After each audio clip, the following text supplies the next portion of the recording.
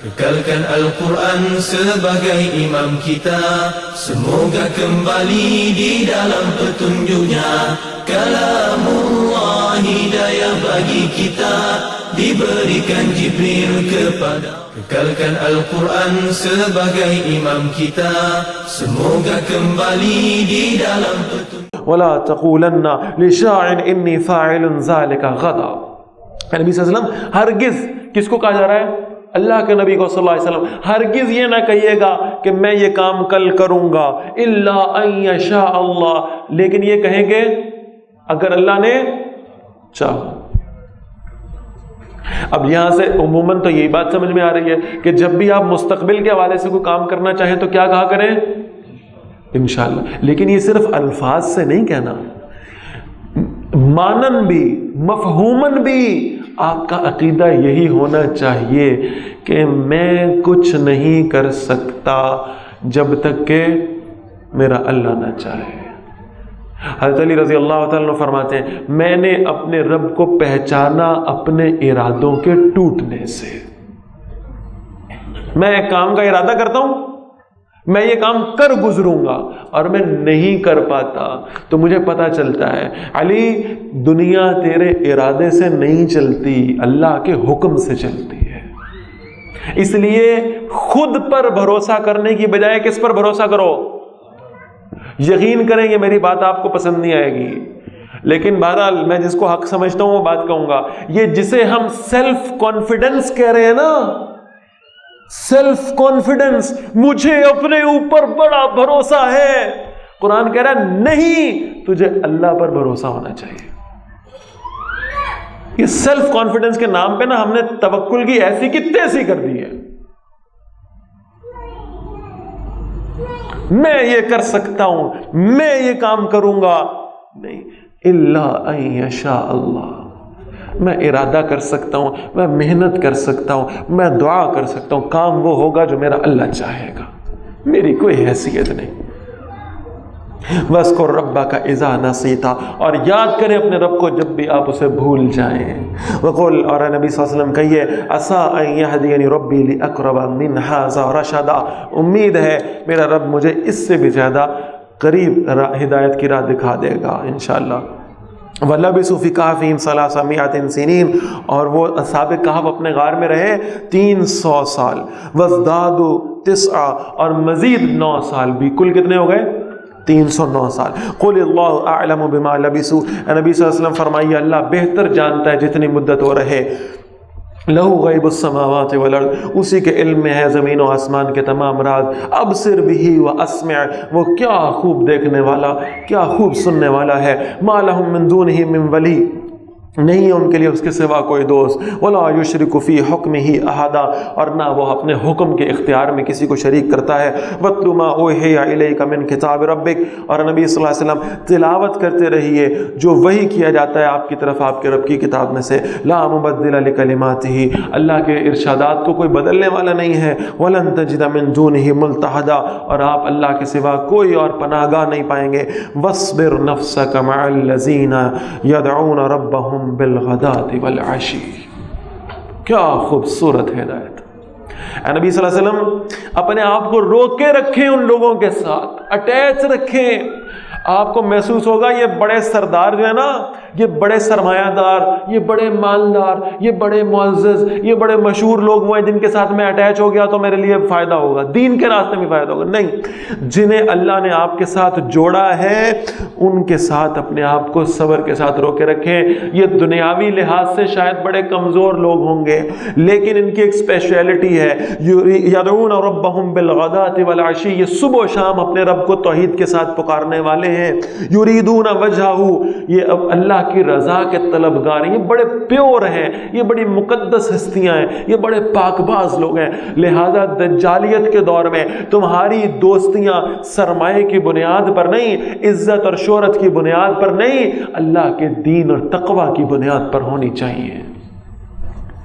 وَلَا تَعْدُ عَيْنَاكَ عَنْهُمْ، اور آپ کی نگاہیں ان سے ہٹنے نہ پائیں۔ تُرِيدُ زِينَةَ الْحَيَاةِ الدُّنْيَا، کیا آپ دنیا کی زندگی کی زینت چاہتے ہیں؟ وَلَا تُطِعْ مَنْ أَغْفَلْنَا قَلْبَهُ عَنْ ذِكْرِنَا، اور نہ مانے اس کے بعد جس کے دل کو ہم نے اپنی یاد سے غافل کر دیا، وَاتَّبَعَ هَوَاهُ، اور وہ اپنی خواہش کی پیروی کرتا ہے، وَكَانَ أَمْرُهُ فُرُطًا، اور اس کا معاملہ حد سے گزرا ہوا ہے۔ وَقُلِ الْحَقُّ مِنْ رَبِّكُمْ، یہ ہے وہ بات، سب سے مشکل کام دجالیت کے دور میں، لیکن حکم ہے کہ یہ کرنا ہے۔ وَقُلِ الْحَقُّ مِنْ رَبِّكُمْ، اے نبی صلی اللہ علیہ وسلم فرمائیے جو حق ہے آپ کے رب کی طرف سے، فَمَنْ شَاءَ فَلْيُؤْمِنْ، جو چاہے ایمان لے آئے، وَمَنْ شَاءَ فَلْيَكْفُرْ، جو چاہے انکار کرے دفع ہو جائے۔ ہمیں لوگوں کی خواہشات کی پیروی نہیں کرنی، ہمیں ان کے لیے دین میں لچک پیدا کرنے کی اجازت نہیں ہے، ہمیں لوگوں کی مطلوبہ شے ان کو فراہم نہیں کرنی، ہم نے حق کہنا ہے، وہ حق جو ہمیں ہمارے رب نے دیا ہے۔ کسی کو اچھا لگتا ہے تو لگتا رہے، کسی کو تکلیف ہوتی ہے تو دفع ہو جائے۔ حق کہیں، حق کہیں۔ اِنَّا أَعْتَدْنَا لِلظَّالِمِينَ نَارًا، بے شک ہم نے ظالموں کے لیے وہ آگ تیار کر رکھی ہے، أَحَاطَ بِهِمْ سُرَادِقُهَا، جس کی کناتیں انہیں گھیرے ہوئے ہیں، وَإِن يَسْتَغِيثُوا، اگر وہ وہاں فریاد کریں گے، يُغَاثُ بِمَاءٍ كَالْمُهْلِ، تو ان کی فریاد رسی کی جائے گی اس پانی کے ساتھ جو کھولتے ہوئے تانبے کی طرح ہوگا، مولٹن کاپر پلایا جائے گا انہیں، یشوی الوجوہ، ان کے چہروں کو بھون ڈالے گا، بئس الشراب، بہت برا مشروب ہے، وساءت مرتفقا، اور بہت بری آرام گاہ ہے، ان الذین آمنوا، بے شک وہ لوگ جو ایمان لائے، وعملوا الصالحات، اور اچھے اعمال کرتے رہے، انا لا نضیع اجر من احسن عملا، بے شک ہم ان کا اجر ضائع نہیں کرتے جنہوں نے اچھا کام کیا ہے۔ دنیا میں شاید تمہیں آؤٹ پٹ نہ نظر آ رہی ہو، لیکن بہرحال ہم تمہارا اجر ضائع نہیں کریں گے، آخرت میں تمہیں اس کا اجر ضرور عطا فرمائیں گے۔ اولئک لہم جنات عدن، یہی وہ لوگ ہیں جن کے لیے رہنے والے باغ ہیں، تجری من تحتہم الانہار، جن کے نیچے سے نہریں بہتی ہیں، یحلون فیہا من اصابر من ذہب، انہیں ان باغوں میں سونے کے کنگن پہنائے جائیں گے، وَيَلْبَسُونَ ثِيَابًا خُضْرًا مِّن سُنْدُسٍ وَإِسْتَبْرَقٍ، اور وہ وہاں سبز رنگ کا باریک اور دبیز لباس پہنیں گے ریشم کا، مُتَّكِئِينَ فِيهَا عَلَى الْأَرَائِكِ، اور سونے کے کنگن اور سبز رنگ کا ریشمی لباس پہنے ہوئے وہ اپنے تختوں پر، مزین تختوں پر بیٹھے ہوں گے۔ نعم الثواب، کتنا اچھا ہے یہ بدلہ، وحسنت مرتفقا، اور کتنی عمدہ یہ آرام گاہ، اللہ ہم سب کو یہ عطا فرما دے۔ وَاضْرِبْ لَهُم مَثَلَ الرَّجُلَيْنِ جعلنا لأحدهما جنتين من أعناب وحففناهما بنخل وجعلنا بينهما زرعا، صدق الله العظيم۔ رب اشرح لي صدري ويسر لي أمري واحلل عقدة من لساني يفقهوا قولي واجعل لي وزيرا من أهلي، آمین یا رب العالمین۔ سورۃ الکہف اور آیت نمبر 32 سے 32 سے ہم اس کا آغاز کر رہے ہیں۔ ایک مرتبہ پھر میں آپ کو یہ یاد دہانی کرا دوں کہ ہم نے سورۃ الکہف کل شروع کی تھی اور ہم نے یہ پڑھا تھا کہ سورۃ الکہف یہ دجالی فتنے سے بچاؤ کا ذریعہ ہے، لہذا دجال بحیثیت شخصیت اور دجال بحیثیت ایک نظام کے، ان دونوں کے جو فتنے ہیں ان سے بچنے کے لیے سورہ کہف بہت اہم۔ وَاضْرِبْ لَهُم مَثَلَ الرَّجُلَيْنِ، اے نبی صلی اللہ علیہ وسلم ان کے لیے مثال بیان فرمائیں دو آدمیوں کی۔ جَعَلْنَا لِأَحَدِهِمَا جَنَّتَيْنِ مِنْ أَعْنَابٍ، ہم نے ان دونوں میں سے ایک شخص کو دو باغ دیے تھے انگوروں کے، وَحَفَفْنَاهُمَا بِنَخْلٍ، اور ہم نے ان دونوں کے ارد گرد یعنی ان باغوں میں کھجور کے درختوں کی ایک باڑ بنا دی تھی، وَجَعَلْنَا بَيْنَهُمَا زَرْعًا، اور ان دونوں کے درمیان میں ہم نے کھیتی اگا دی تھی۔ یعنی یہ ایک بڑی آئیڈیل سچویشن ہے، ایک ایسا فارم ہاؤس ہے کہ جس کے ارد گرد کھجور کے درختوں کی باڑ لگی ہوئی ہے، اور پھر اس کے اندر جو ہے وہ انگور ہیں، ٹھیک، انگور کی بیلیں بھی لگی ہوئی ہیں، اور جو درمیان میں جگہ خالی ہے اس میں زراعت بھی ہو رہی ہے۔ یعنی اس ایگریکلچر فارم کا 3 in 1 پروفٹ اس کو حاصل ہو رہا ہے، اس کی کھیتی بھی چل رہی ہے، انگور بھی چل رہے ہیں، کھجوریں بھی چل رہی ہیں۔ کلتا الجنتین آتت اکلہا، یہ دونوں باغ اپنا پھل دیتے تھے، ولم تظلم منہ شیئا، اور ان میں کوئی بھی کمی نہیں کرتے تھے، وفجرنا خلالہما نہرا، اور ہم نے ان دونوں کے درمیان میں ایک نہر بھی جاری فرما دی تھی۔ یعنی اب یہ 4 چیزیں ہو گئی۔ بہترین جسے آپ کہہ لینا کہ آپ کو کوئی ایگریکلچرل لینڈ ملتا ہو تو اس کے اندر اگر یہ 4 خصوصیات ہوں تو یہ سب سے بہترین ہوگا۔ یعنی یہ کہ وہ 3 طرف سے اپنا پھل بھی دے رہا ہے اور پھر بالکل اس کے درمیان سے ایک نہر جا رہی ہے، تو پانی کا بھی کوئی مسئلہ نہیں ہے، لہذا یہ کہ وہ ہر وقت پانی سے سیراب بھی ہو رہا ہے۔ وَكَانَ لَهُ ثَمَرٌ، اور اس میں اور بھی اس کے لیے اموال تھے اور بھی پھل تھے۔ فَقَالَ لِصَاحِبِهِ، تو وہ جو باغ کا اس ایگریکلچر فارم کا مالک تھا، اس نے اپنے دوست سے کہا، وَهُوَ يُحَاوِرُهُ، اور وہ اس سے بحث کر رہا تھا، انا اکثر منک مالا واعز نفرا، میں تم سے مال میں اور نفری کے اعتبار سے زیادہ باعزت ہوں۔ ودخل جنتہ وهو ظالم لنفسه، اور وہ اپنے باغ میں اس حالت میں داخل ہوا کہ وہ اپنی جان پر ظلم کرنے والا تھا۔ قال، کہنے لگا، ما اظن ان تبید هذه ابدا، میں یہ خیال کرتا ہوں میرا یہ باغ کبھی بھی برباد نہیں ہوگا۔ یعنی دجالیت کیا ہے؟ ہم سب اپنے اپنے باغ لگا کے بیٹھے ہیں، ہم نے اپنے گھر بنائے، اپنی دکانیں بنائی، اپنے ادارے کھڑے کر دیے، اور پھر یہ ہے کہ وہ ہمارے بیوی بچے بھی ہیں، اولاد بھی ہے، خاندان بھی ہے، سب کچھ ہے، اور ہم یہ سمجھ رہے ہیں کہ یہ ہم دنیا کی زندگی میں جو بھرپور چیزیں ہو سکتی ہیں وہ ہمیں الحمدللہ مل رہی ہیں، اور ہم یہ گمان کرنے لگتے ہیں کہ یہ ہماری اپنی محنت ہے اور یہ جو پورا ایک گلشن بنا ہوا ہے یہ کبھی ختم ہونے والا نہیں ہے۔ وما اظن الساعۃ قائمہ، اور میں یہ خیال نہیں کرتا کہ کبھی کو قیامت بھی آئے گی۔ یعنی دنیا کی زندگی میں اتنا مطمئن ہے، اتنا سیٹسفائیڈ ہے، اور اتنا اس کے اوپر اعتبار کر رہا ہے کہ کہہ رہا ہے کہ قیامت نہیں آئے گی، مجھے نہیں لگتا کبھی قیامت آئے۔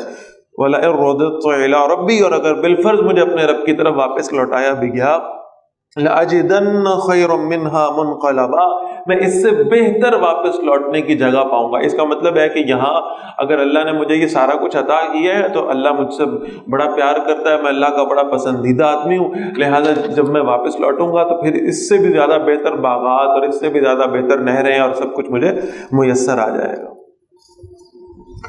قال له صاحبہ، اس دنیا دار باغ کے مالک سے اس کے دوست نے کہا، جو دیندار آدمی تھا، وَهُوَ يُحَاوِرُهُ، اور وہ اس سے بحث کر رہا تھا، اکفرت بالذی خلقک من تراب، کیا تو نے اس ہستی کا انکار کیا جس نے تجھے مٹی سے پیدا کیا، ثم من نطفۃ، پھر نطفے سے، ثم سواک رجلا، اور پھر تجھے بنا سنوار کے مرد بنا دیا، لیکن هو اللہ ربی، لیکن وہ اللہ ہی میرا رب ہے، ولا اشرک بربی احدا، اور میں اپنے رب کے ساتھ کسی کو شریک نہیں کرتا، ولولا اذ دخلت جنتک، اور ایسا کیوں نہیں ہوا کہ جب تو اپنے باغ میں داخل ہوا، قلت ما شاء اللہ، تجھے کہنا چاہیے تھا ہوتا وہی ہے جو اللہ چاہتا ہے، تو اسے اپنی محنت کی طرف منسوب نہ کرتا، تو اپنی زندگی کی کامیابیوں کو اپنی محنت پہ منسوب کرنے کی بجائے اللہ کی عطا سمجھتا، اللہ کا فضل سمجھتا، اللہ کا کرم سمجھتا کہ یہ مجھے دینے والا اللہ ہے۔ میں اگر جتنی مرضی محنت کرتا رہوں، اگر اللہ کسی زمین کو بنجر بنا دے، میں اس کے اندر پانی لگاتا رہوں، میں اسے جس انداز سے بھی سینچتا رہوں، کوئی کھاد ڈالتا رہوں، کوئی اسپرے کرتا رہوں، کچھ بھی کر لوں، میں اس میں سے کھیتی نہیں پیدا کر سکتا اگر اللہ نہ چاہے تو۔ اسی طرح ہم، جو میں کل بھی عرض کر رہا تھا بات آپ سے، کہ ہم گھروں کے باہر تو لکھوا دیتے ہیں ھذا من فضل ربی، یہ ہم لکھوا دیتے ہیں، ہم دکانوں کے شٹر کے باہر تو لکھ دیتے ہیں ہوا خیر الرازقین، یہ لکھ دیتے ہیں ہم، لیکن بہرحال یہ کہ وہ عقیدہ ہمارے دلوں میں کس قدر ہے، ہم واقعی کیا یہ سمجھتے ہیں کہ یہ میری محنت کی کمائی ہے، یہ مجھے اللہ نے عطا فرمایا ہے۔ لا قوت الا باللہ، کوئی قوت نہیں ہے مگر اللہ کے سہارے سے۔ ان ترنی انا اقل منک مالا وولدا، اگر تو نے مجھے دیکھا کہ میں تجھ سے مال اور اولاد میں کم ہوں، یعنی تو نے مجھے یہ تانا دیا ہے کہ تیرے پاس یہ باغ ہے، تیرے پاس مال ہے، تیرے پاس اس کے پھل ہیں، سب کچھ ہے، میرے پاس نہیں ہے، اگر تو نے مجھے اس کا تانا دیا فَعَسَىٰ رَبِّي أَن يُؤْتِيَنِي خَيْرًا مِّن جَنَّتِكَ، تو امید ہے میرے رب سے کہ وہ مجھے تیرے باغ سے کچھ بہتر ہی عطا کرے گا۔ وَيُرْسِلَ عَلَيْهَا حُسْبَانًا مِّنَ السَّمَاءِ، اور اس باغ پر کوئی آفت بھیج دے آسمان سے، فَتُصْبِحَ صَعِيدًا زَلَقًا، اور پھر وہ باغ چٹگل میدان کی طرح ہو جائے، أَوْ يُصْبِحَ مَاؤُهَا غَوْرًا، یا اس کا پانی زمین میں جذب ہو جائے، فَلَن تَسْتَطِيعَ لَهُ طَلَبًا، پھر تو اس قابل نہ ہو کہ اس پانی کو واپس لا سکے۔ یعنی آپ اندازہ کیجئے کہ یہ جو باغ، یہ جو گلشن تو نے بنایا ہے اور جس پر تو اتنا فخر کر رہا ہے، تو غرور کر رہا ہے کہ میرے پاس آج دنیا کا سب کچھ موجود ہے، ہو سکتا ہے اللہ تجھ سے یہ ایک جھٹکے میں واپس لے جائے۔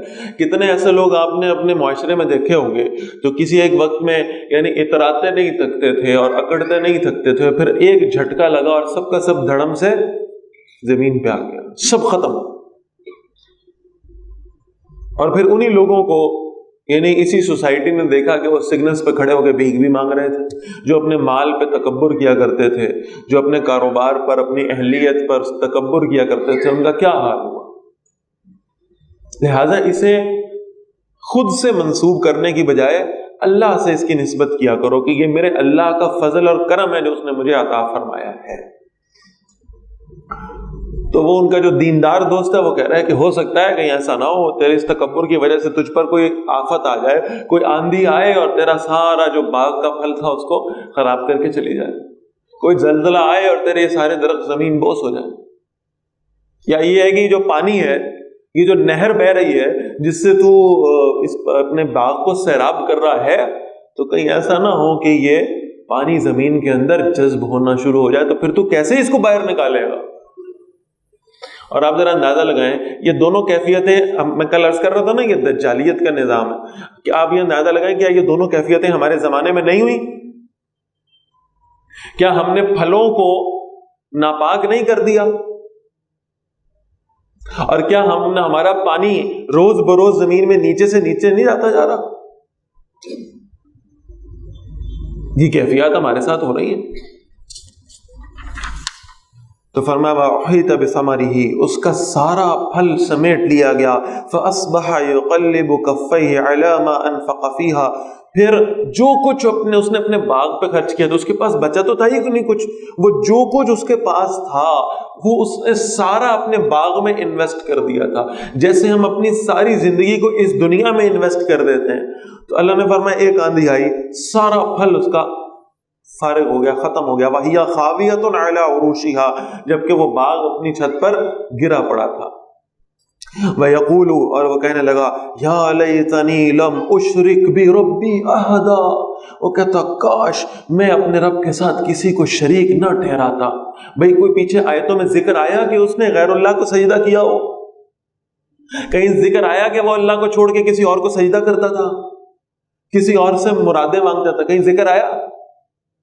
ایک ہی بات آئی ہے کہ وہ اس باغ کو کیا کرتا تھا؟